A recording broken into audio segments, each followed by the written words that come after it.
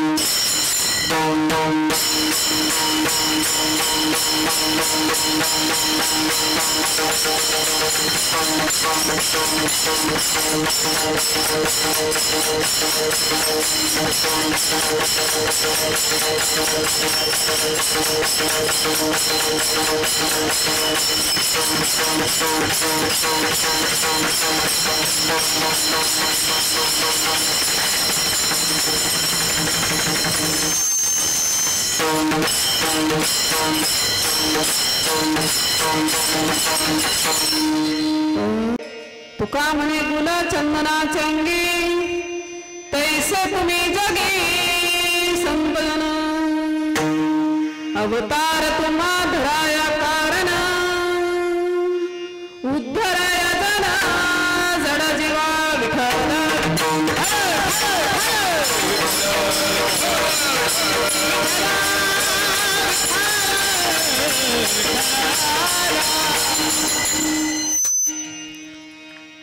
स्वरूप प्राप्त प्रसंगी कीर्तनरूपी सेवेकरता निवडलेला अभंग घेतलेला अभंग जगदवंदनीय जगद्गुरु वैराग्याचे महामेरू संत शिरोमणी असे भगवंतच लाडके भक्त असणारे माझे देहुनी अशी तुकोबाराय यांचा शुद्ध मराठीतला साध्यातल्या साध्या माणसाला समजेल असा आणि सोप्या भाषेतला 4 चरणाचा अभंग. त्याचबरोबर सगळ्यात अगोदर महत्त्वाचा विषय, ज्यांच्या सत्याने आता पकवाजवले पकवाज वाजवतात, पेटीवाले पेटी वाजवतात, ज्यांच्या सत्याने गायकवृंद गातात, टाळकरी टाळ वाजवतात, ज्यांच्या सत्याने हा देह बोलतो आहे नवे नवे, ज्यांच्या सत्याने आता तुम्ही इथं बसलेले आहात, सगळ्यात अगोदर त्या भगवंताचं नामस्मरण. पांडुरंगा करू प्रथम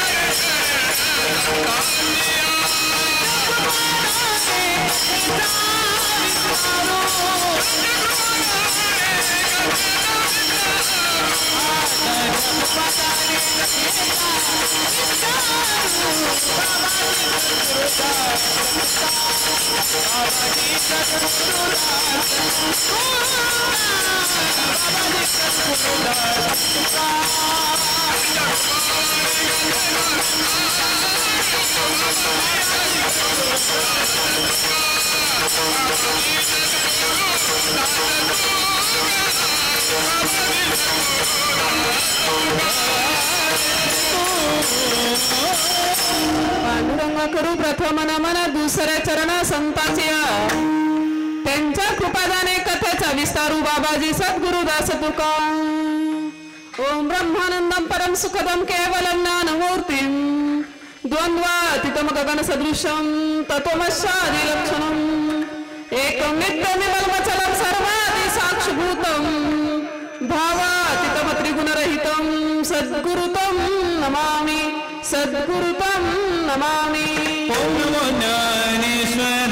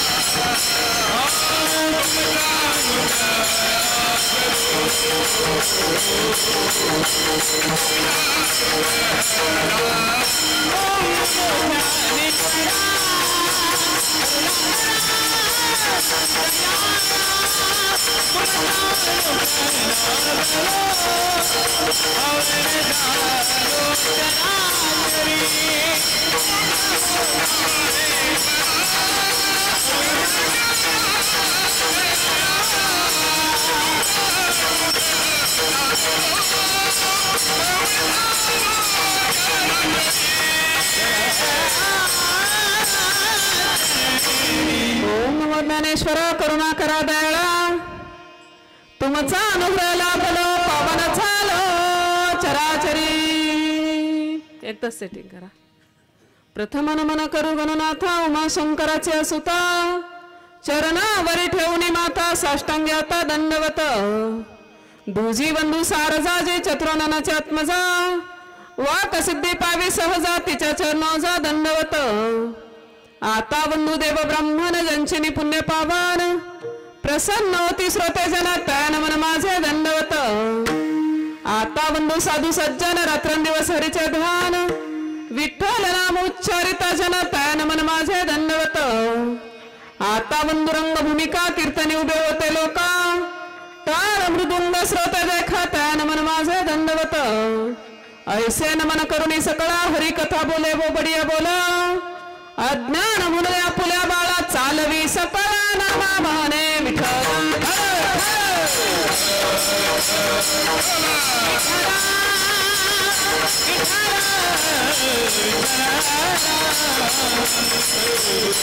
तुम्ही संत माय बाप कृपावंत कायमी पतित कीर्तिमानू अवतार तुम्हा धराया कारण उद्धराया जन जड जीवा वाढवया सुख भक्तिभाव धर्म कुळाचार नाम विठोबाचे तुका म्हणे गुण चंदनाचे अंगी तैसे तुम्ही जगी संतजन प्रस्तुत प्राप्त प्रसंगी कीर्तन रूपी सेवेकरता निवडलेला अभंग घेतलेला अभंग जगतवंदनीय जगद्गुरु वैराग्याचे महामेरू संत शिरोमणीचे भगवंत लाडके भक्त असणारे माझे देहुनिवासी तुकोबाराय यांचा शुद्ध मराठीतला साध्यातल्या साध्या माणसाला समजेल असा आणि सोप्या भाषेतला 4 चरणाचा अभंग त्याचबरोबर सेवेचा थोडक्यात परिहार ज्या निमित्ताने तुम्ही आम्ही आज सर्वजण एकत्र जमलेलो आहोत ज्या निमित्ताने आजचं हे ज्ञानदान आहे अन्नदान आहे हा प्रथम पुण्यस्मरणाचा कार्यक्रम आहे वैकुंठवासी रुक्मिणीताई चंद्रकांत निंबाळकर या मातोश्रींचा प्रथम पुण्यस्मरणाचा कार्यक्रम आहे लक्षात राहू द्या काही गोष्टी की त्या गोष्टी त्रिकाल अबाधित सत्य असतात त्या कालही होत्या आजही आहेत आणि उद्याही राहणार आहेत त्याच्यापैकी महत्वाची एक गोष्ट ते म्हणजे मृत्यू कालही मृत्यू होता आजही आहे आणि उद्याही राहणार आहे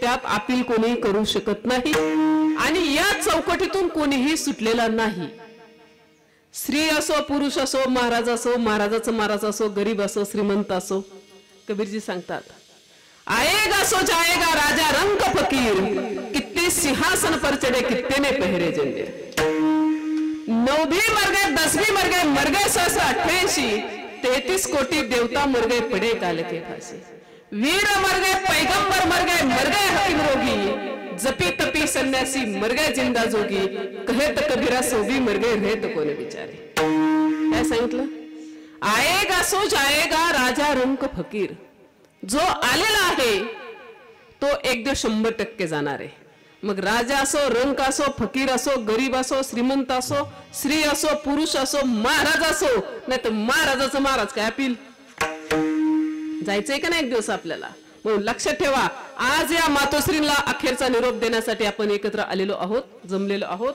उद्या आपला फोटो तिथे आणि तो दुसरी मंडळी येत आहे का नाही हे कधीही विसरायचं नाही म्हणून एक दिवस आपल्याला जायचंय जगाचा निरोप घ्यायचाय म्हणून असं काहीतरी जीवन जगा की जेणेकरून आपला आदर्श कोणीतरी घेईल काय सांगतात असं काहीतरी जीवन जगा की जेणेकरून आपला आदर्श कोणीतरी घेईल आणि असं धन कमवा की जेणेकरून ते धन आपल्या सोबत येईल दोनच गोष्टी करा नंबर 1 आदर्श व्रत जीवन नंबर 2 असं धन कमवा की जेणेकरून ते धन आपल्या सोबत येईल आज आपण जीवन जगतोय का नाही जगतोय ना मग असं जीवन आहे का की जेणेकरून आपला आदर्श कोणीतरी घेईल असं जीवन आहे का आपलं तुका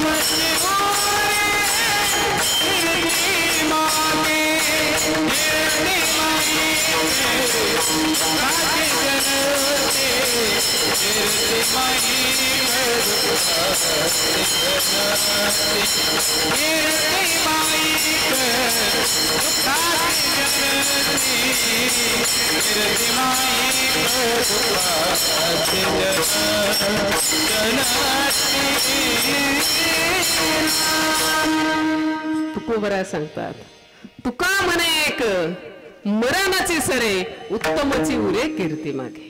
लक्षात ठेवा, आपल्या जीवनातले दोनच सोहळे सगळ्यात जास्त महत्वाचे आणि सगळ्यात जवळचे, सगळ्यात जास्त महत्वाचे दोनच सोहळे. नंबर एक, सगळ्यात मोठा आनंदाचा क्षण जर कोणता असेल आपल्या जीवनातला तर तो आपला जन्म. सगळ्यात मोठा आनंदाचा क्षण आपल्या जीवनातला आपला जन्म आणि सगळ्यात मोठा दुःखाचा क्षण आपल्या जीवनातला तो म्हणजे आपला मृत्यू. दोन सोहळे मान्य.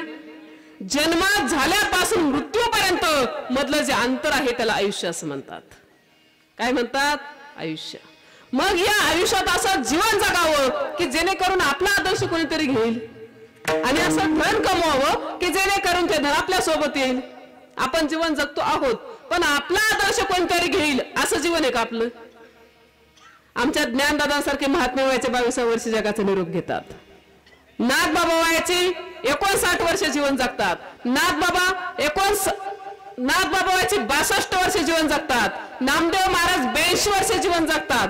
स्वामी विवेकानंदांसारखे महात्मे वयाचे 39 वर्ष 6 महिने 27 दिवस आणि 7 तास जीवन जगतात. चंद्र सूर्य असेपर्यंत त्यांची कीर्ती. आपलं काय? आपण 70, 80, 90, 100 ओलांडली. आमच्या वाट्याला फक्त एक फोटो, एकाकडे जन्म एकाकडे मृत्यू, संपली आपली यात्रा. फोटो सुद्धा कुणी घरात लावत नाही. 2 महिन्याच्या नंतर आपला फोटो धुळकात पडतो. फरक एकच, आम्ही जे जीवन जगलो ते आमच्या मनाला वाटेल असं जगलो आणि साधू संत जे जीवन जगले ते भगवंताला आवडेल असं, एवढाच फरक, बाकी काही नाही. मग आता जगतोयच ना आपण, चालूच ना प्रवास, परमार्थ करतोयच ना. मग आपल्याला आवडेल असा परमार्थ व्हावा का देवाला आवडेल असं व्हावा? उदाहरण सांगते सोप्या भाषेतलं. महिला मंडळी, संसार चालू आहे ना आपलाच. तुम्हाला आवडतं असं राहावं का तुमच्या नवऱ्याला आवडतं असं राहावं? महिला मंडळी,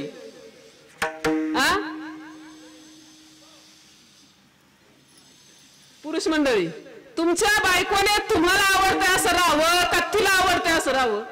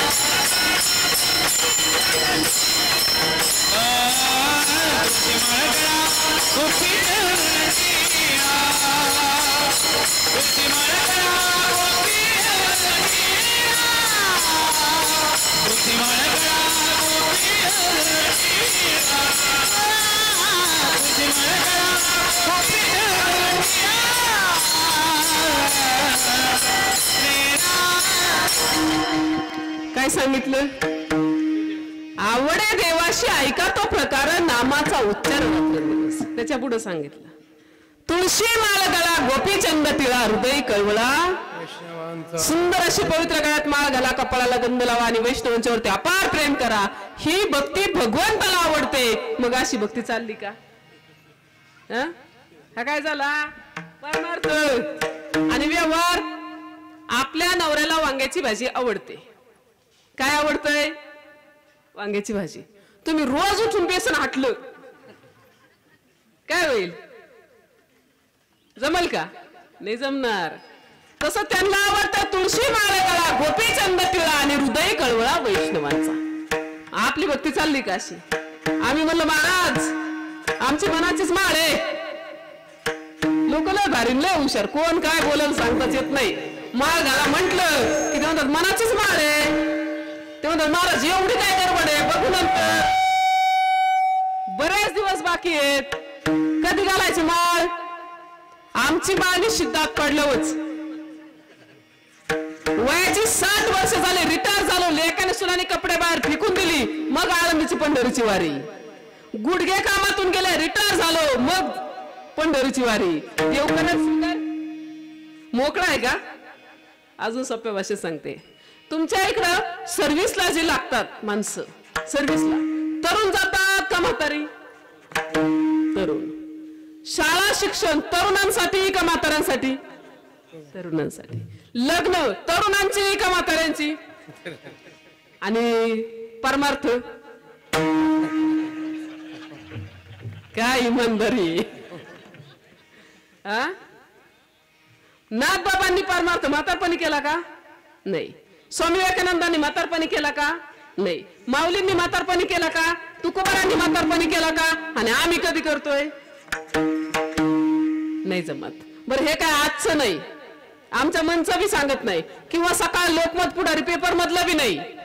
अनादिकालचं तत्वज्ञान हे साधू संतांनी सांगितलं. माळ घाला बर का, गंध लावा बर का, पंढरीला चला, आळंदीला चला. अनादिकालचं तत्वज्ञान साधू संत सांगत आले. 4-2% लोकांनी ऐकलं नाही असं नाही, माळा घातल्या. त्याही वेळेस नाथबाबा तुकोबराया माऊली सांगत होते, थोड्याफार लोकांनी माळा घातल्या. त्यांच्यानंतर आमच्यासारखी महाराज मंडळी बी सांगत आली, माळ घाला बर का, गंध लावा बर का, पंढरीला चला, आळंदीला चला. पुन्हा 4-2% लोकांनी माळा घातल्या. पण आला ना गपक्यास कोरोना. काहींनी पॉझिटिव्ह यायच्या आधी काढल्या का? काहींनी पॉझिटिव्ह आल्या काढल्या, आणि काहींनी डॉक्टरांनी सांगायच्या आधी काढल्या. किती इमानदार आहे आपण. उग काल कोरोनातून वाचलोय म्हणजे उद्या नंबर नाही लागणार काय? अहो जिथं राहतोय त्याचं नाव मृत्यूलोक आहे. तुम्हाला वाटतं आम्ही साखर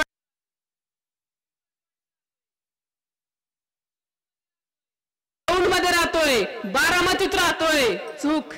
हे सगळं एकत्र केलं आणि याला नाव दिलं मृत्यूलोक. इथं येणाऱ्या प्रत्येक जीवाला जावं लागतं म्हणजे लागतच. वशिला वगैरे काही चालत नाही. असं तरी कधी ऐकलंय का, देवा आजचं उद्या टाक 5-25 बंडल आणतो? घडलंय काय तुमच्या गावात कुठं पीटी मास्तर? किंवा एखाद्याने जाताना 5-25 तोळे नेतो बाबा देवा, पण 2 तास वाढव. जमत नाही जमत. बाहर निकलना पड़ेगा.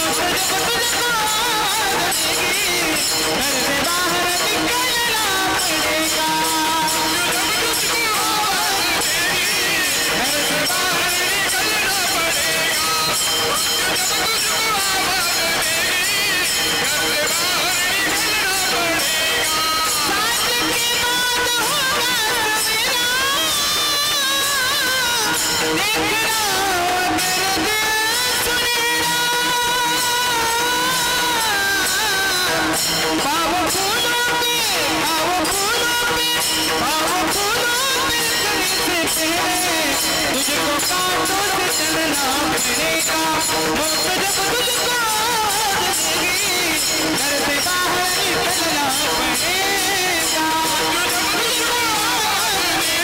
घर से बाहर निकलना पड़ेगा, मौत जब तुझको देगी, घर से बाहर निकलना पड़ेगा, काय सांगितलं? जब आएगा बुलावा हरि का, छोड़ के सब कुछ जाना पड़ेगा. पा अंतकाली घर घराच्या जागेवर आहे, गाडी गाडीच्या जागेवर आहे, बॅलन्स बँकेत आहेत, दागिने तिजोरीत आहेत, इस्टेट जागेवरती आहे, नातेवाईक फक्त पोच करायला आहेत. काय येत आहे कोणी आपल्या सोबत? आहे काय कोणाला विश्वास? मी गेल्यास नंतर माझी बायको माझ्या सोबत उडी टाकणार म्हणजे टाकणार. करा बरं एखाद्याने वरबोट. पीटी मास्तर आपली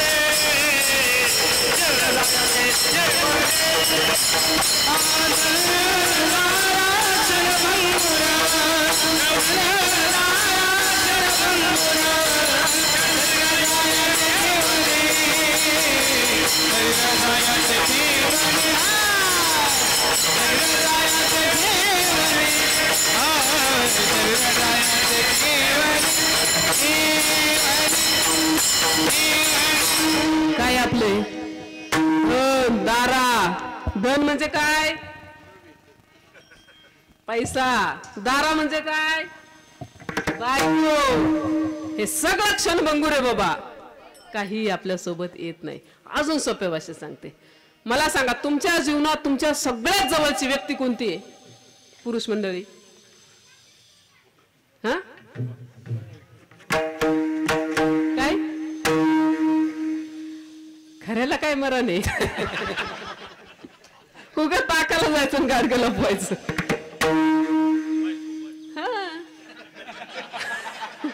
तुम्ही उगा हळू बोलले आणि हे मोठ्याने बोलले. हाय ते हाय.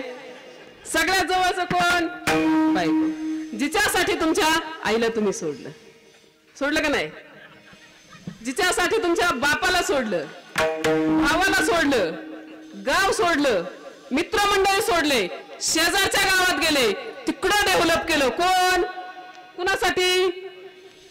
तुमच्या जवळची की नाही? मग अशी असणारी तुमची बायको, अशी असणारी तुमची अर्धांगिनी, तुमची सहचारिणी, कोणाला विश्वास आहे मी गेल्यानंतर माझ्या सोबत उडी टाकणार म्हणजे टाकणार? हाय गुरी काय त्या गुळाचा डीपीला मुंगळा चिटकून बसल्यागत बसला. बायको माझी, नवरा माझे, घर माझं, पोरं माझं. कोण? तू म्हणता महाराज नाही कोणी कोणाचं, नाही कोणी कोणाचं, आम्ही काय घरदार सोडून द्यावं का आणि हिंडावं का टाळकुटी तुमच्या सोबत? लक्षात ठेवा, भगवंताची भक्ती करण्यासाठी बायको सोडावी लागत नाही. परमार्थ करण्यासाठी नवरा सोडावा लागत नाही. घर सोडू नका, आई बाबा सोडू नका, संसार सोडू नका. मग संसारी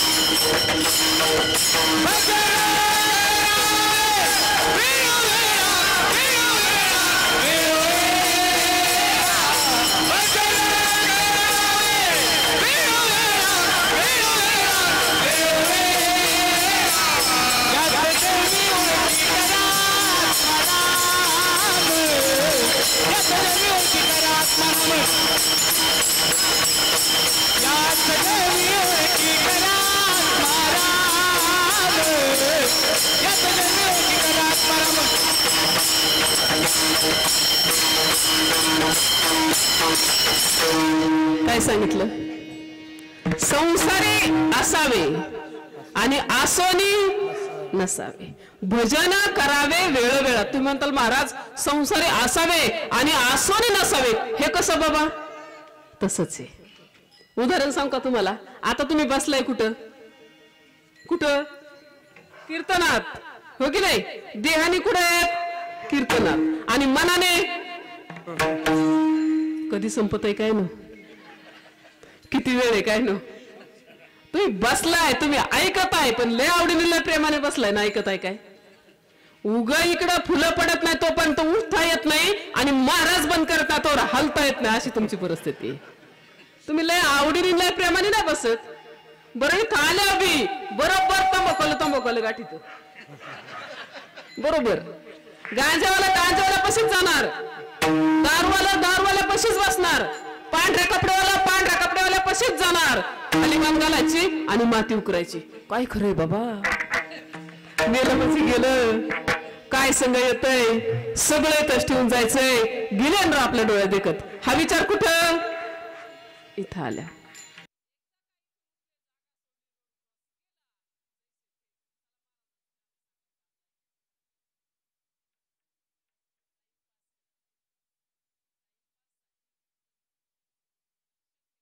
मनोरंजनासाठी प्रवचन नाही. अजून दुसरं उदाहरण सांगते.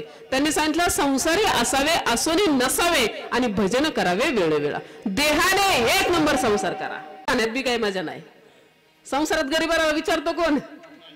यस म्हणतो या म्हणू, नो म्हणतो माल आहे तो ताले, नाही तर कुणी आपल्याला विचारत नाही. हा संसार आहे.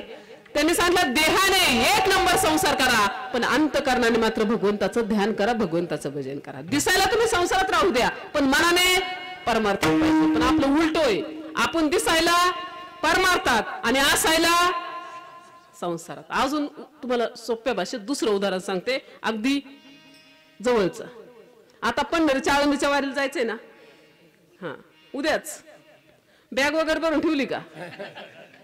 15 दिवस अख्ख्या गावात चर्चा आहे आपली, मला पंढरीला जायचंय, यंदा वारीला मला जायचंय, यंदा पंढरीला जायचंय, यंदा आळंदीला जायचंय. सगळं काही नियोजन केलं.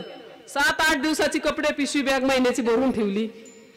ज्या दिवशी पालखी प्रस्थान आहे त्या दिवशी सकाळी लवकर उठलो, घरातली कामं आवरली, कपडे बॅग भरली आणि वारकऱ्यांच्यात सामील झालो.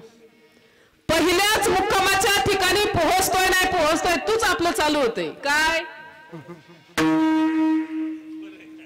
हॅलो, लाईट आली का? मोटार चालू केली का? गायला पाणी पाजलं का? दारा काढल्या का? भैया कुठे गेलाय? दीदी काय करते? आणि तू कुठेस? कोण विचारतय? इमानदारी बर का. कोण विचारतय? वारकरी. आणि घरचे काय विचारतात, हॅलो काय कस काय बरं आहे का, तब्येत बरी आहे का, पाय दुखतात का, हरिपाठ झाला का, कीर्तन झालं का, दर्शन झालं का, हे कोण विचारतय, घरचे. मग खरा वारकरी कोण, हे जर वारीला जाऊन दारा काढीत असेल, मोटार चालू बंद करीत असेल, तर देव सुद्धा गालातल्या गालात हसत असेल, हे इकडून गर्दी करतोय कशाला बाबा.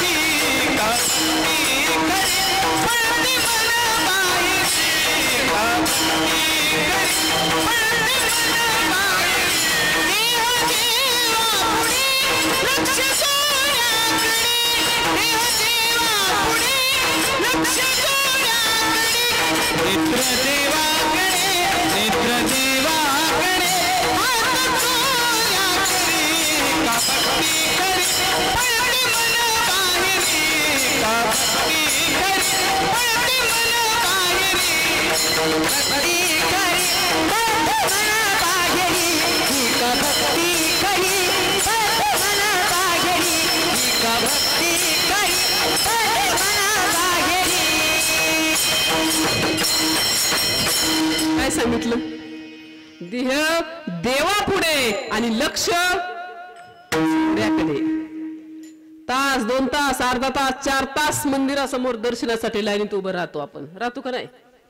अगदी देवाच्या गाभाऱ्यात जातो, चरणावरती नतमस्तक होतो, पायावर डोकं टेकवतो आणि पाया पडताना मनात विचारतो, देवा चप्पल बाहेर आहे बरं का.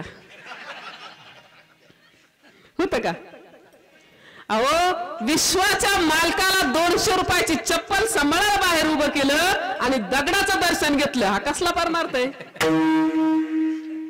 कसली भक्ती आहे.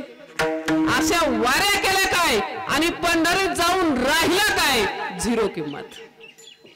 बरं हा विषय सकाळ लोकमत पुढारी पेपर मध्ये नाही, किंवा कोणचा बापाई पोराला सांगत नाही, आई पोराला सांगत नाही. साधारण बाप मंडळी तुम्ही काय सांगता तुमच्या पोरांना, बाळा शाळेत नाही गेल तर लय मारेन बर का, असं म्हणणारा बाप आहे.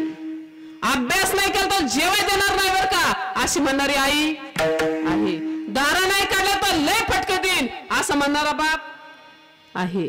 पण असा एकही बाप नाही, बाळा आज जर हरिपाठ वाचला नाही तर तुला जेवाय देणार नाही बर का, असं म्हणणार बाप आहे का. काय हरिपाठ वाचल्यावर दौलत जाईल काय. महिला मंडळी शाळेत चालल्यास पण जाता जाता आजोबाजींचं दर्शन करून जा बर का, अशी म्हणणारे आहे का. काय अडचण काय, नुसतं म्हणायचं पोरं बिघडली पोरी बिघडल्या, पोरं बिघडली पोरी बिघडल्या. तर कोण बिघडले, कधीतरी विचार करा, कधीतरी एकांतात बसा, कधीतरी जेवण करताना मोबाईल बंद ठेवा, टीव्ही बंद करा, सगळे एकत्र या, कधीतरी चर्चा होऊ द्या. माहिती होतं साधू संतांना पुढे काय होणार आहे, हे दिवस येणार आहेत माहिती होतं. म्हणून ते सांगतात परमार्थ हा विषय असा आहे की एक आई लवकर पोरांना आपल्या सांगू शकत नाही, बापाही आपल्या मुलांना सांगू शकत नाही. म्हणून ते सांगतात जन्माला घालणाऱ्या आईपेक्षा आणि बापापेक्षा संत श्रेष्ठ आहेत. तुम्ही संत माय आणि बाप कृपावंत. जन्माला घालणाऱ्या आईपेक्षा आणि वडिलांच्या पेक्षा संत श्रेष्ठ आहेत. अभंगाचं पहिलं.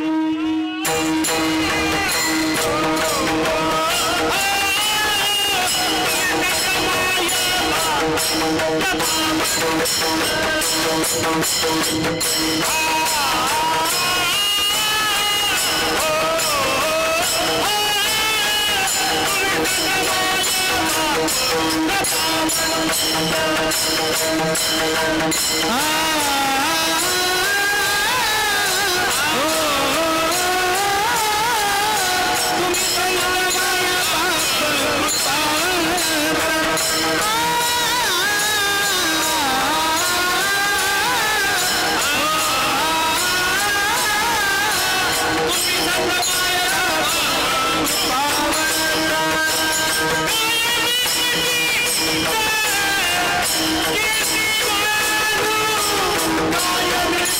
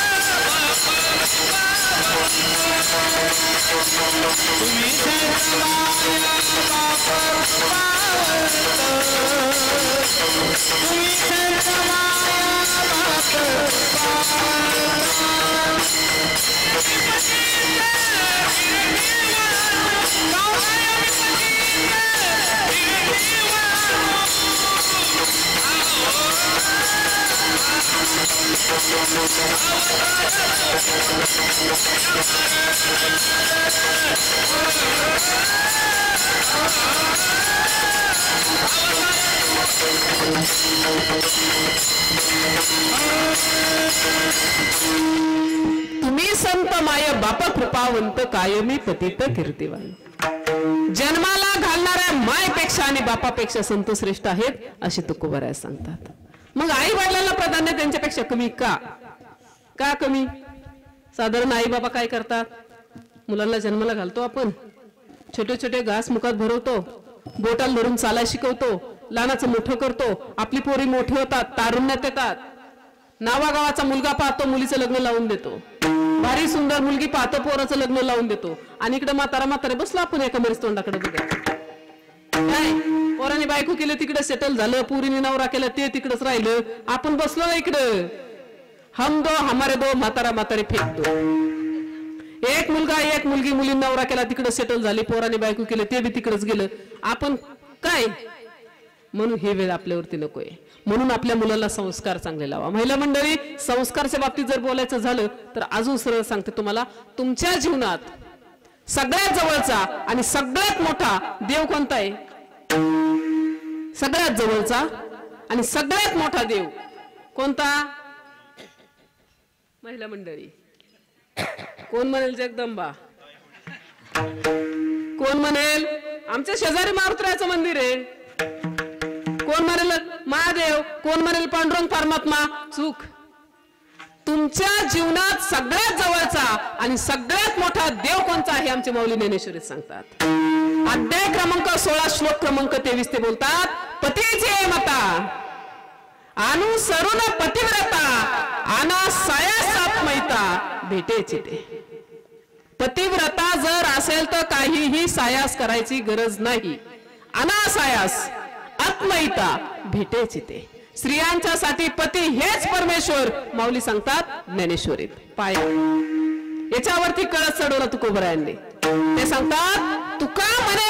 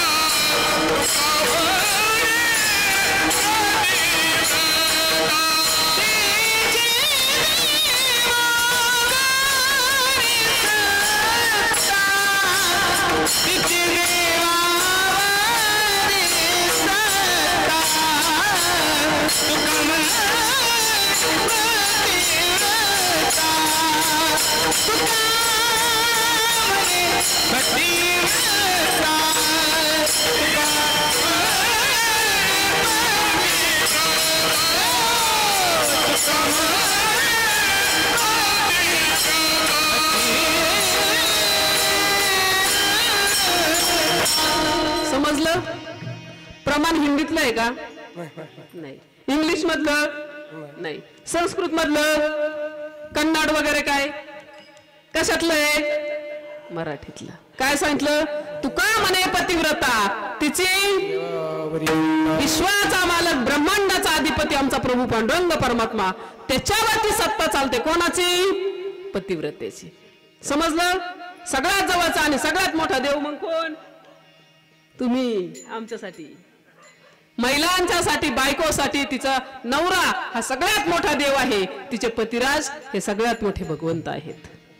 नसलं समजलं तर अजून सोप्या भाषेत, संक्रांतीला सगळ्या जणी तुम्ही मंदिरात जाता का?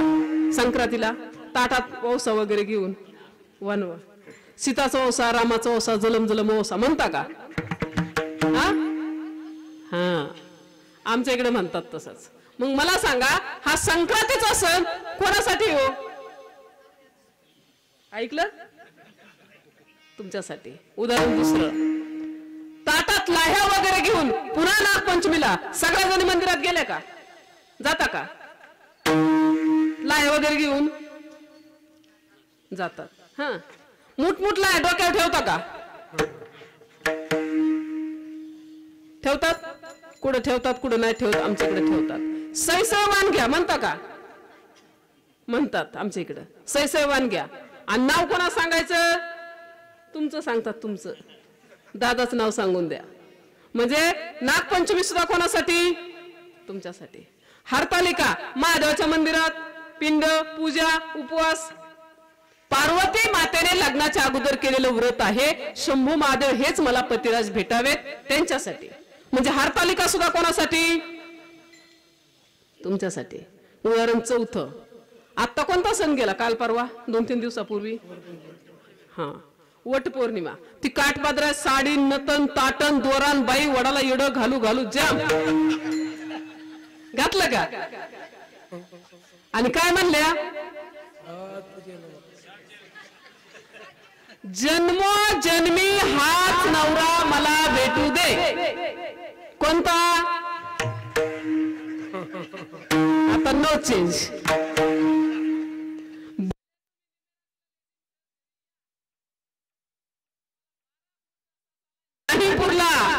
तरी आम्हाला मान्य आहे. आमच्या साधू संतांनी प्राधान्य तुम्हाला दिलं, हो की नाही? मान्य. पती हेच परमेश्वर. इथं बसला एक तरी नवरा असा आहे काय? सकाळी उठलंय, आंघोळ केली, तांब्या भरलाय आणि एखाद्या येडे बाबळी नेऊन वाचलाय, देवा जन्मोजन्मी हीच बायको मला भेटू दे. आहे का इथे एखादं? आहे? काय इमानदार आहे बाई. आम्हालाच तुमची गरज आहे, तुम्हाला नाही काय आमची? आपण म्हणलो का नाही? जन्मोजन्मी हाच नवरा मला भेटू दे. मग पती हेच आपल्यासाठी परमेश्वर. मान्य. मग आता खरं खरं इमानदारीने मला सांगायचं, रोज सकाळी उठल्या उठल्या आपल्या नवऱ्याचं दर्शन कोण कोण घेतोय आणि आज कुणी कुणी घेतलंय? करा बरोबर बोट. एक दोघीच. हा, बाकीच्यांना माहिती नाही का? तुम्हाला कामलत सवड नाही का? हे तुम्हाला आवडत नाही? नेमका काय प्रॉब्लेम आहे? हा, आता नवरे मंडळी म्हणतात बरं झालं आमच्या बायकोला खवळत्यात, उद्यापासून ती रोज आमच्या पाया पडली म्हणतात ना? अजिबात नाही. आम्ही तुमचं दर्शन का घेत नाही याचा कधी विचार केलाय का? आपल्या बायकोने आपलं दर्शन घ्यावं, भगवंता समजून देवघरात पूजा करावी, आपल्याला सर्वस्व मानावं असं जर वाटत असेल तर त्या लायकीचे पहिले तुम्ही व्हा. जर का तुमच्या मुखातून सुंदर सुंदर श्लोक आणि सुंदर सुंदर ओव्या जर आमच्या कानावर पडल्याच तर कसं तुमचं पायदार राहून दर्शन घ्यावं? श्लोक ओवी समजले ना? नाही समजलं तर मला बेटा संपल्यावर सांगते. आमचे तुकोबराय सांगतात, शुद्ध बीजापोटी फळे रसाळ गोमटे. त्या मातेची कुस पवित्र आणि बापाचं बीज जर शुद्ध असेल तरीच सात्विक कन्या आणि सात्विक पुत्र जन्माला येतात, अन्यथा नाही. आणि हेच मार्गदर्शन किंवा याचाच विषय समजून देण्यासाठी तुमचे संत येतात. अभंगाचं दुसरं अवतार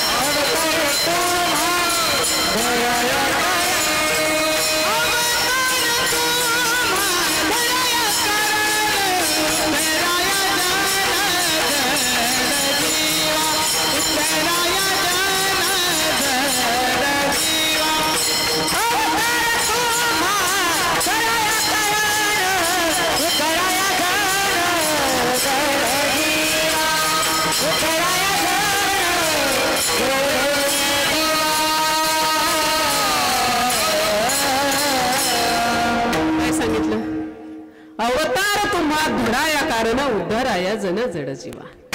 जड जीवांचा उद्धार करण्यासाठी साधू संत येतात, आपल्या आयुष्यात सार्थ करतात आणि ते निघून जातात. पण आपण कधी समजून घेत नाही आणि त्याचा विचारही करत नाही. विचार करा, काय कोणाचे 10 गेलेत, कोणाचे 15 गेलेत, कोणाचे 50 गेलेत, कोणाचे 80 गेलेत, कुणी आज उद्यावर आलेत, कुणी बघितलं उद्याच दिवस. आता तुमच्या समोर व्यक्तिशः हरिभक्तपरायण विद्याताई महाराज जगताप लय कला कला कला कला बोलते, पण घरी जाईलच काही खात्री नाही. जाऊ द्या, लय काम आहेत, पण काय विश्वास नाही. म्हणून मला सांगायचं तात्पर्य, कोणत्या तरी धुंदीत जगू नका, कोणत्या तरी मस्तीत जगू नका. कबीरजी बोलतात, घमेंड मत करना जिंदगी में तकदीर बदल सकती है. काय सांगतात? घमेंड मत करना जिंदगी में तकदीर बदल सकती है, शीशा वही रहता है बस तस्वीर बदल सकती है. कोणत्या तरी गोष्टीचा अहंकार नको, कोणत्या तरी घमेंडीत जगू नका. त्याचं काय सांगतात ते, आजचा पायी चालणारा उद्याच्याला फॉर्च्युनर घेऊ शकतो.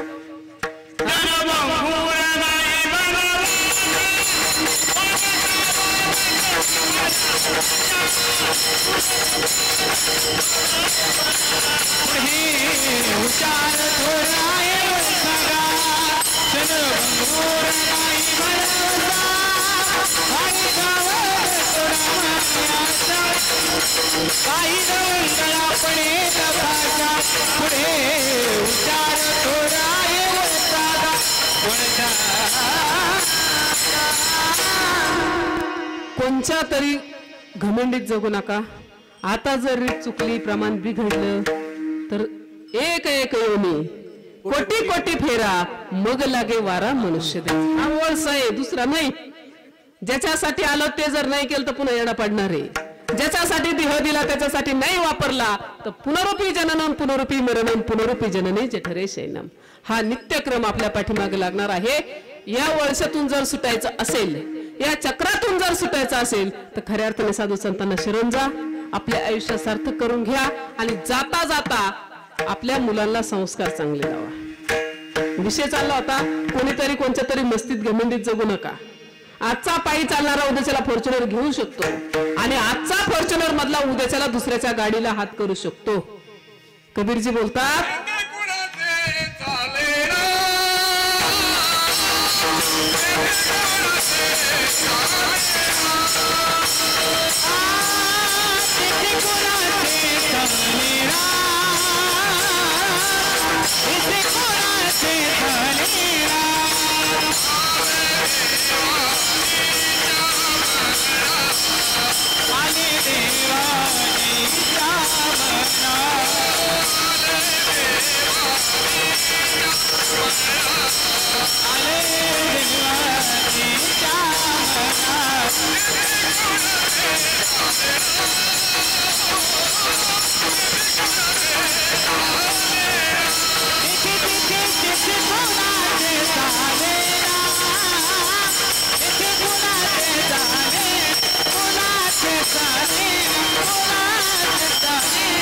काय सांगितलं, इथं कोणी असू द्या बाबा, तिथं कोणाचं काहीही चालत नाही. आपला दमन, आपलं वजन फक्त आपल्या गल्लीत आहे, आपल्या परिसरात आहे.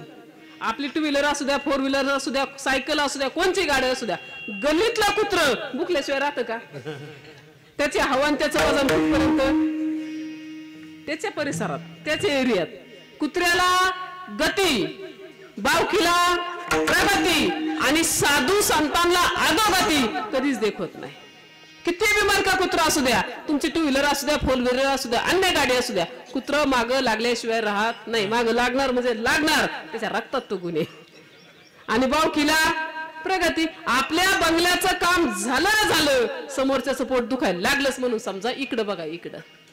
हे अंगा अशी सवय आपल्याला. थोडा वेळ गेला की आपल्या वाटतं बदला नका, जाहिराती सवय ना, पण लक्ष द्या इकडं.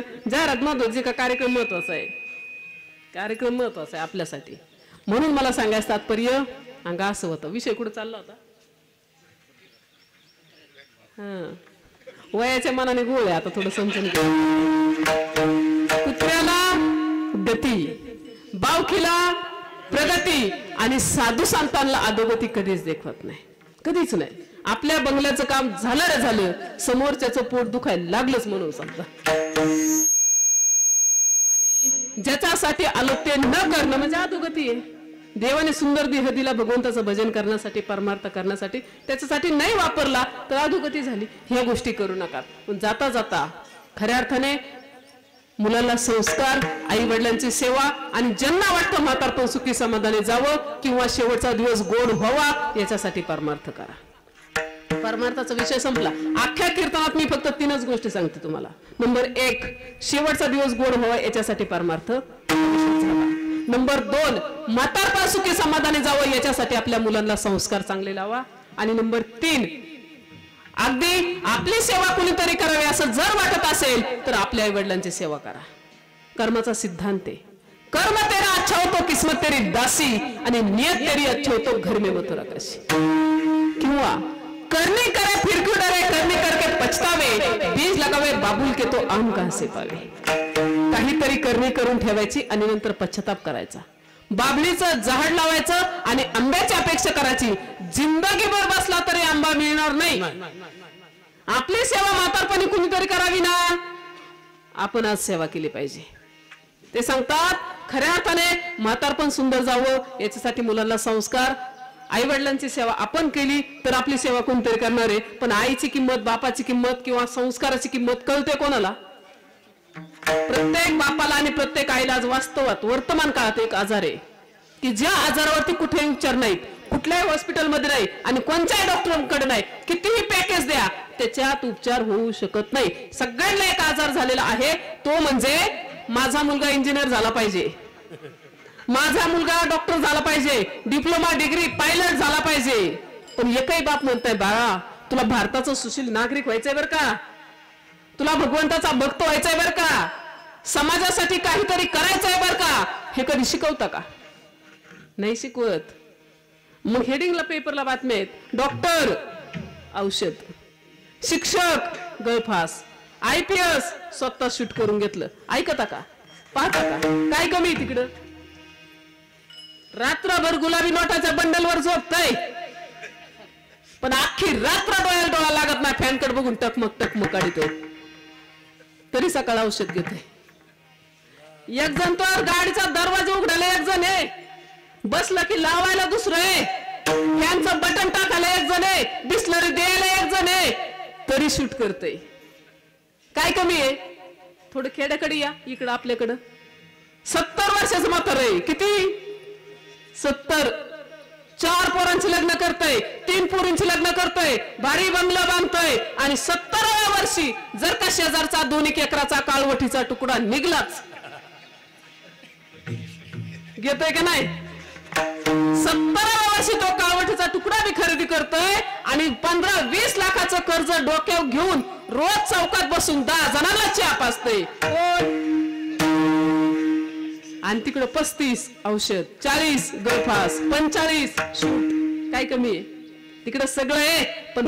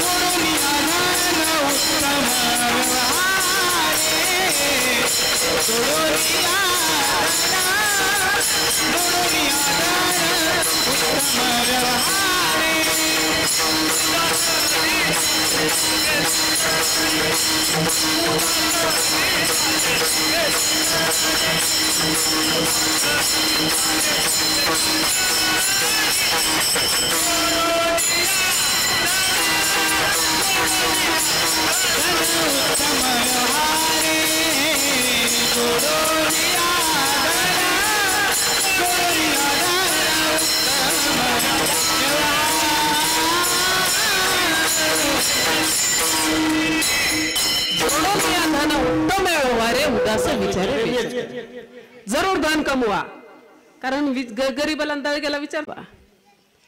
पैसा वाळानी बकरी मरे, पैसा वाळानी बकरी मरे बघेगा मे जानी. काय सांगतात?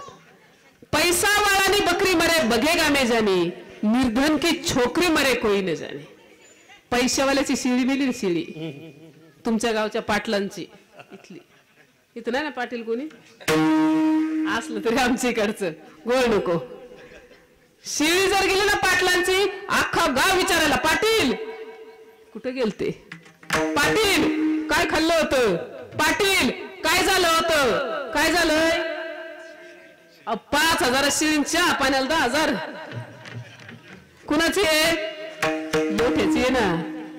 गरीबाची एकुलती एक तारुण्यातली कन्या गेली, विचारायला सुद्धा कोणी गेलं नाही. आणखी एके ठिकाणी ते सांगतात, काटा चुभा अमीर को दौडा सारा गाव. काय बोलतात? काटा चुभा अमीर को दौडा सारा गाव, निर्धन गिरा पहाड से कोई न जाओ.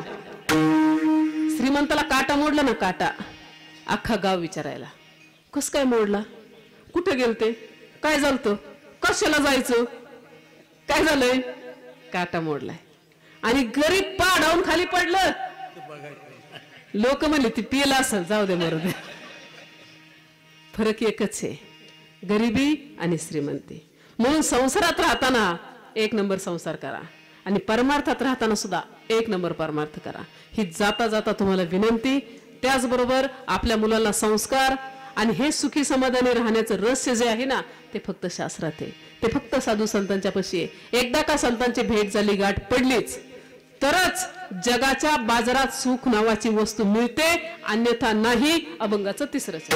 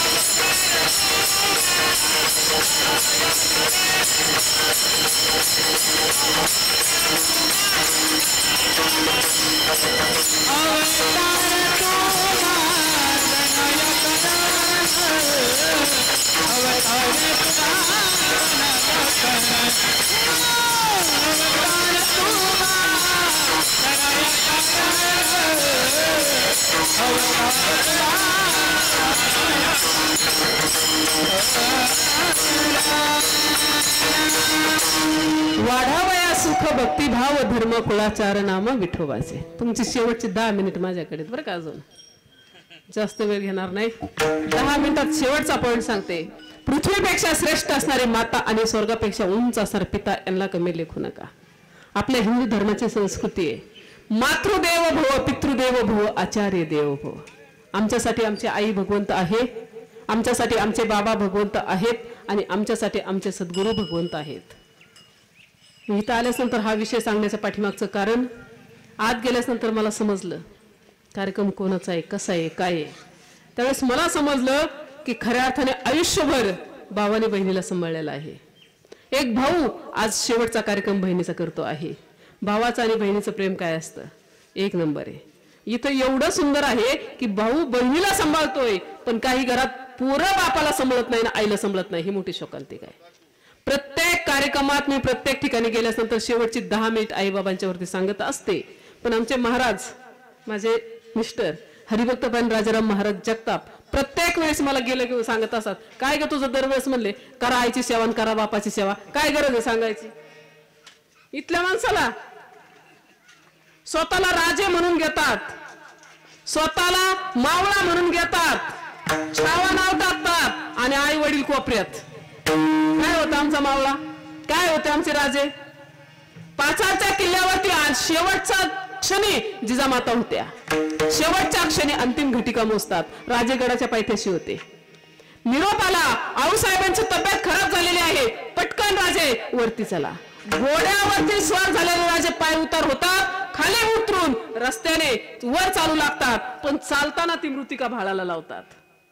सरदारजी सेनापती होते महाराज, एवढे महत्वाची घटिका, एवढं महत्वाची वेळ आहे आणि तुम्ही खाली उतरलात, पाय उतार होऊन चाललात, तुम्ही घोड्यावर का नाही बसले. तेव्हा राजे सांगतात, ज्या रस्त्याने माझ्या आऊसाहेब गेल्यात, ज्या मृत्तिकेला माझ्या मासाहेबांचा पदस्पर्श झालेला आहे, ती मृत्तिका एवढी महान आहे, ती महान झालेली मृत्तिका मी माझ्या भाळाला लावतोय, त्या रस्त्याला वंदन करतोय, असा आमचा राजा होता. ज्या रस्त्याने पदस्पर्श माऊलींचा झाला, मासाहेबांचा झाला, ते मृत्तिका भाळाला लावत आमचे राजे चलत होते. आणि आजचा मावळा स्वतःला मावळा म्हणून घेतो आणि आई वडिलांच्या वाटण्या घालतो. सांगायची बारी आली का नाही. म्हणून मी सांगते थोडक्यात, तुम्हाला सांगायचं, पृथ्वीपेक्षा श्रेष्ठ असणारी माता आणि स्वर्गापेक्षा उंच असणारा पिता यांना कमी लेखू नका. पण आईची किंमत, बापाची किंमत समजते कोणाला. ज्यांची आई आज या विश्वात नाही त्यांना जाऊन विचारा आई म्हणजे काय. ज्यांचे बाबा आज या जगात नाहीत त्यांना जाऊन विचारा बाबा म्हणजे काय. आमच्या महिला भगिनीला माहिती असेल माहेरी किंमत कुठपर्यंत आहे. जोपर्यंत माहेरात आपली आई जिवंत आहे ना, तोपर्यंत हक्काने एक मुलगी म्हणून तिथं जायचं. जोपर्यंत माहेरात आमचा बाप जिवंत आहे, मग तो मळका असू द्या, गरीबडा असू द्या, कसलाही असू द्या, आमचा बाप आहे, ती आमची आई आहे, तोपर्यंत हक्काने एक मुलगी म्हणून त्या घरात जायचं, माहेरात जायचं. पण जेव्हा आमची आई जगाचा निरोप घेते, आमचे बाबा जगाचा निरोप घेतात, तेव्हा तिथं फक्त पाहुणी म्हणून जाणे, रातची रात्र राहणे आणि रिकाम्या हाताने माघारी येणे. केला कधी विचार. कसली ही आई असली ना, कसली बी 60 वर्षाची आई, 9वारी साडीतली, आणि 40 वर्षाची पोरगी जर माहेराला गेली ना, ती 9वारी साडीतली आई उठते, बाळा थांब थोडं लसूण घेऊन जा, बाई थांब थोड्या मिरच्या घेऊन जा, थोडे कांदे घेऊन जा. हे काम कोण करतं. फक्त आई. आई गेल्यास नंतर भावाच्या घरी सोन्याचा दूर निघू द्या, ताकद नाही त्या बहिणीची काय म्हणायची काय बोलायची. आज कित्येकांना अनुभव असेल. आता वेळ खूप झालाय म्हणून विषय मांडता येत नाही. खऱ्या अर्थाने आई म्हणजे काय, बाप म्हणजे काय, शेवटचा पॉइंट सांगते. तुमच्या गावासारखं एक गाव होतं, सर्वसामान्य शेतकरी कुटुंब, पती पत्नी आणि एकुलती एक कन्या होती. मी नेहमी सांगते पहा, एकुलती एक मुलगी होती. पोरीला लहानाची मोठी करायची, तिच्या पायावरती उभं करायचं, सुंदर भवितव्य घडवायचं, या विचारात ते जोडपं जीवन जगत होतं. आता शाळा चालू झाल्यात, तशा त्याही वेळेस शाळा चालू झाल्या. शाळा चालू झाल्यानंतर गाव छोटं होतं, गावात 4थी 5वी पर्यंत शाळा होत्या. 4थी 5वी पर्यंतच त्या लेकराचं शिक्षण पूर्ण झालं. माध्यमिक उच्च माध्यमिक शिक्षणासाठी शेजारच्या गावाला पाठवायचं ठरवलं, तिथलंही शिक्षण पूर्ण झालं. पदव्युत्तर शिक्षणासाठी आणखी दूर आणखी लांब ठेवायचा निर्णय त्या जोडीने घेतला की आपलं लेकरू स्वतःच्या पायावरती उभं राहिलं पाहिजे, सुंदर भवितव्य घडवलं पाहिजे, या विचारात ते जोडपं जीवन जगत होतं. अगदी 1 वर्ष 2 वर्ष आपली दिदी घरी येणार नाही, तिची आपली भेट होणार नाही, गाठ पडणार नाही, असा कठोर निर्णय त्या जोडीने घेतला. 4-6 दिवसांनी आपली मुलगी जाणार आहे हा विचार जर आईच्या मनात आला, बापाच्या मनात आला, वडील जर कुठं 4 चौघांच्या कट्ट्यावरती बसलेले असतील तर आपोआप पावलं घरच्या दिशेने यायचे. आपली दिदी जाणार आहे, लवकर घरी येणार नाही, तिची आपली भेट होणार नाही, हा विचार त्या बापाच्या मनात यायचा आणि आपोआप पावलं घरच्या दिशेने यायचे. आई जर कुठं मैत्रिणींच्या सोबत गेलीच, गप्पा मारायला जर रमलीच, तिलाही आठवण यायची आपली दिदी जाणार आहे, लवकर घरी नाही येणार. हा विचार आला की आई पटकन उठायची आणि आपल्या घरी येऊन बसायची. पिटीचा थोडा सोर, अगदी उद्याच्याला जायचंय म्हणून आदल्या दिवशी आईने सुंदर असा पुरणपोळीचा स्वयंपाक केला, भारी ताट सजवलं, लेकराला पाटावरती बसवलं आणि छोटे छोटे घास ती आई पोरीच्या मुखात भरवू लागले. छोटे छोटे घास मुखात भरवताना मात्र त्या आईच्या डोळ्यातून खळखळ खळखळ अश्रूंच्या धारा होत्या. आई लेकराला घास भरवताना त्या लेकराला मार्गदर्शन करत होती, बाळा तू चाललीस ना बाहेर शाळेला, पण अभ्यास कर बरं का, संगत चांगल्याची कर, पहिला नंबर मिळव, आम्ही तुझी वाट पाहतोय आणि तू लवकर घरी ये बरं का. हे भारी मार्गदर्शन ते आई पोरीला करत होती. हे मार्गदर्शन करताना आईच्या डोळ्यातून खळखळ अश्रूंच्या धारा त्या पोरीने समोर बसून पाहिल्या आणि स्वतःच्या हाताने पोरीने आईच्या डोळ्यातले अश्रू पुसले. आई रडू नकोस ना, खरंच मी अभ्यास करेल, पहिला नंबर मिळवेल, संगत चांगल्याची करेल आणि लवकर घरी येईल, पण आई तू रडू नकोस. ठीक आहे. मायलेकीचा चाललेला संवाद पाठीमागच्या दारोजोतून येणाऱ्या बाबांनी जवळून पाहिला आणि ऐकलं. त्यांची तशीच परिस्थिती झाली. बापाच्या पायाखालची जमीन बाजूला सरकली. ज्या पोरीला बोटाल धरून चालायला शिकवलं होतं, जिला अंगाखांद्यावरती खेळवलं होतं, जिच्या मुखात छोटे छोटे घास भरवले होते, ते लेकरू बापाला सोडून जाणार होतं. त्यांच्या सुद्धा डोळ्यातून असूनच्या धारा लागल्या. पण माय लेकराचा चाललेला संवाद मध्ये अडथळा नको म्हणून तसाच पाठीमाग काढता पाय घेतला आणि मागच्या दरवाजाने बाजूला सरकले. अगदी उद्याच्या जायचंय म्हणून पहाटे सगळेजण लवकर उठले, घरातली कामं आवरली, 4-8 दिवसाची लता कपडे पिशवी बॅग भरली, वडिलांनी आपली छोटीशी गाडी बाहेर काढली आणि गाडीत सामान साहित्य ठेवलं. हे पती पत्नी गाडीत बसले. लेकराला सोडवण्यासाठी शाळेत गेले. मुख्याध्यापकांच्या सोबत बोलणं, विचार विनिमय झालं, ऍडमिशन झालं, सगळं उरकलं आणि जड अंतकारणाने जड पावल्याने ते नवरा बायको कसे बसे गाडीपर्यंत आले. गाडीचा दरवाजा उघडला. पुन्हा डोळे भरून पोरीला मनात साठवलं, लेकराची शाळा अंतकरणात साठवली. गाडीत बसले. दोघ जण एका मुलीकडे पाहतात, गळ्यात गळा घालून ढष्ट, कारण कधी पुरीला बाजूला ठेवलेलं नव्हतं. सोडून ते आई वडील चाललेले होते.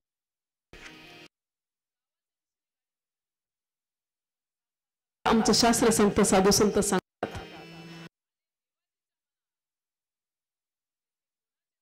सांगितलेल्या उक्तीप्रमाणे डांबरीने हायवेने धावणारी गाडी चालता चालता त्या गाडीचा ऍक्सिडेंट झाला आणि आई जागेवर एक्सपायर झाले, संपले.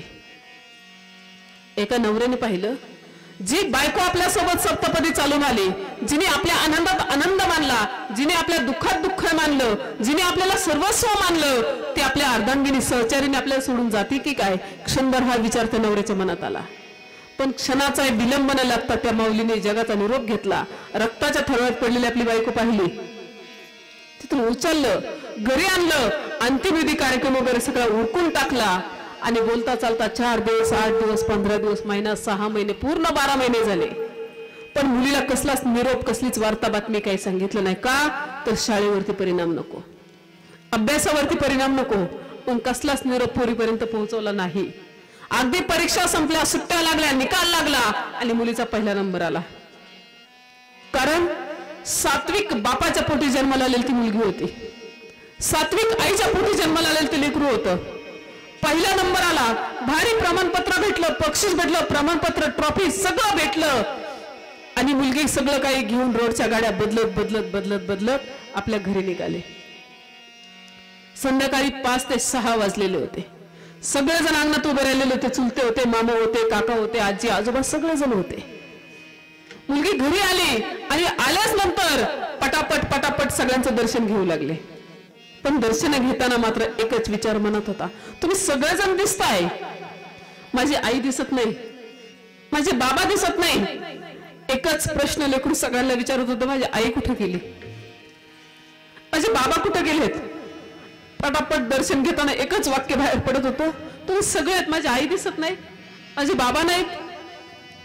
कोणाचंच धाडस होत नव्हतं की कसं सांगू या लेकराला, बाळा तुझी आई आज या जगात नाही, कसं सांगू या पोरीला तुझी आई तुला कधीच भेटणार नाही. सगळेजण पटापट पटापट खाली मान घालत होते. पुढे, बाळा पुढे असेल बघ, बाळा पुढे असेल बघ. शेवटी तुळशी वृंदावनावरती जीर्ण झालेली आजी बसलेली होती. ज्या आजीच्या मुखात दात नव्हते, केस पिकलेले होते, हातपाय लटलट कापत होते, दोन्ही डोळ्यातून खळखळ असल्याच्या धारा होत्या. लेकरू तिथे गेलं, आजीचं दर्शन घेतलं आणि पुन्हा तोच प्रश्न विचारला, आजी तू तरी मला सांग, माझी आई कुठे गेली, तू का रडतेस. आजीचं सुद्धा धाडस झालं नाही. बाळा आतमध्ये असेल बघ. पोरीला वाटलं काहीतरी महत्वाचा विचार विनिमय चाललेला असेल, माझे आई बाबा महत्वाच्या कामात असतील, चला आतमध्ये पाहू. लेकरू शोधत शोधत आतल्या खोलीत गेलं. नाही बाबा, चला देव आशेने मुलगी देवघरात गेली.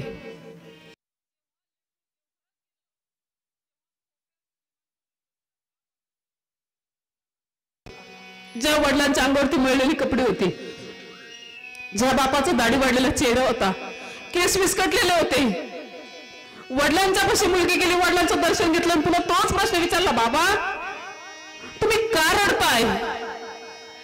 तुम्ही तरी मला सांगा, आई कुठे गेली? वडिलांचं सुद्धा धाडस झालं नाही. पुन्हा सांगितलं, बाळा भगवंताचं दर्शन घे. हाताने दाखवलं, भगवंताचं दर्शन घेतलं. बाबा आता तरी सांगा मला, आई कुठे गेली? माझा पहिला नंबर आलाय, मला बक्षीस भेटलंय, मला प्रमाणपत्र भेटलंय, बाबा आई कुठे गेली? वरती हाताने दाखवलं, भगवंताच्या फोटोच्या वरती आईचा फोटो लटकवलेला आहे.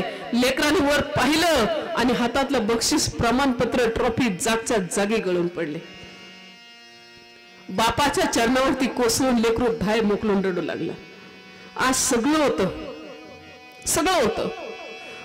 पहिला नंबर होता, प्रमाणपत्र होतं, बक्षीस होतं, ट्रॉफी होती, सगळं होतं, पण जवळ घेऊन पाठीवरती थाप टाकणारी आई नव्हती या विश्वात. आईची किंमत त्यांना आहे ज्यांची आई या जगात नाही ना.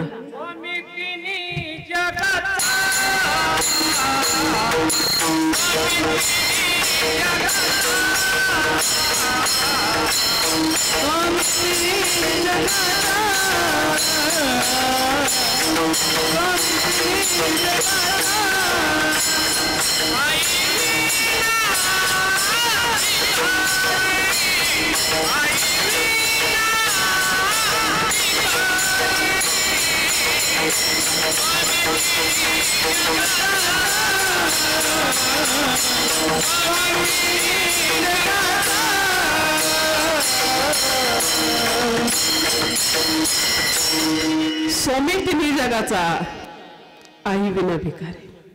पहिला नंबर आला, भारी मोठी लकी लागली, लॉटरी लागली, तरी त्या माणसाला सांगावं की आपल्याला झालेला आनंद पाहून त्या माणसाला आनंद होईल. जगाच्या बाजारात एकमेव व्यक्तिमत्व असं येतं म्हणजे आमची आई आणि बाप. आपलं चांगलं झालेली पाहिजे दानत फक्त या दोन जीवांच्यात आहे. म्हणून माझे कबीरजी बोलतात, चाहे लाख कमाओ हिरे मोती. काय बोलतात? चाहे लाख कमाओ हिरे मोती, इतना तो याद रखना अंतकाली कफन को जेब नहीं होते. जाताना हरकच्या कापडाला कुठे खिसा नाही, बंडल 4-2 बंडल कुणी सोबत देत नाहीत, दिलंच तरी नेता येत नाही.